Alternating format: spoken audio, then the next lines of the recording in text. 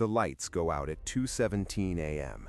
Not a flicker, not a storm blink, total darkness. Your heater stops mid-breath, the refrigerator goes silent. Outside, the entire neighborhood disappears into black. No porch lights, no street lamps, just wind and the low hum of nothing. You reach for your phone, no signal. By morning, officials say it's temporary. By day 3, grocery shelves are stripped to metal. By week 2, gas stations are closed. By day 30, people stop asking when the power is coming back. Now imagine this, 90 days.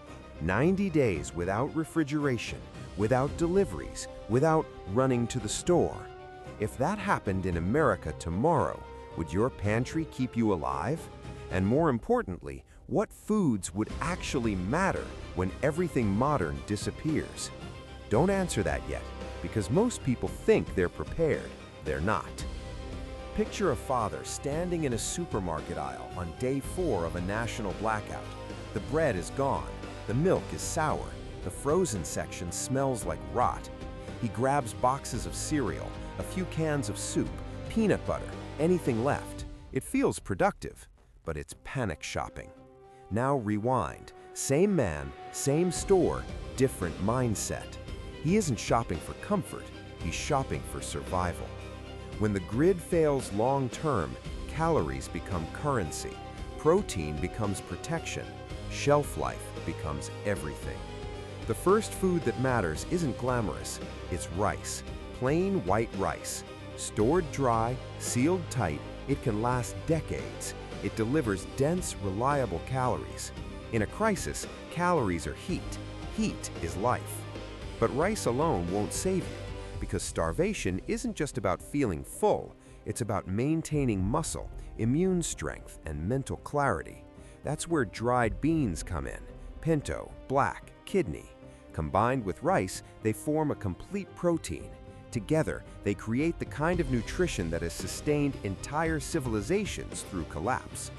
And here's the twist most people miss. Canned meat, tuna, chicken, Spam. In a world without refrigeration, shelf-stable animal protein becomes gold. It prevents muscle wasting. It keeps you functional instead of weak. By now you might be thinking, okay, protein and carbs, that makes sense. But what destroys people in long outages isn't just hunger, it's deficiency. After weeks without fresh food, the body starts failing quietly. That's why canned vegetables and canned fruit matter more than you think. Not for comfort, for vitamins, vitamin C, potassium, fiber. They prevent the slow breakdown that doesn't show up until it's too late.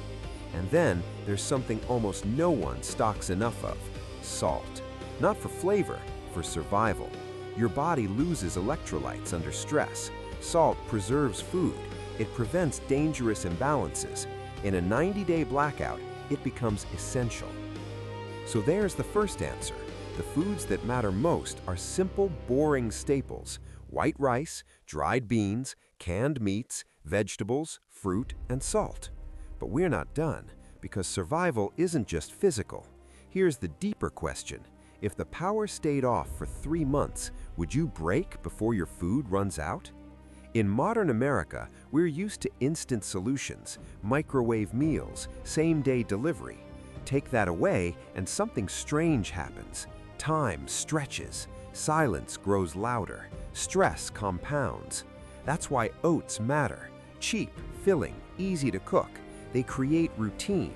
Breakfast becomes predictable again. Predictability calms the mind. That's why peanut butter belongs in your pantry. High fat, high protein, no cooking required. When you're exhausted, you can eat it straight from the jar and keep moving.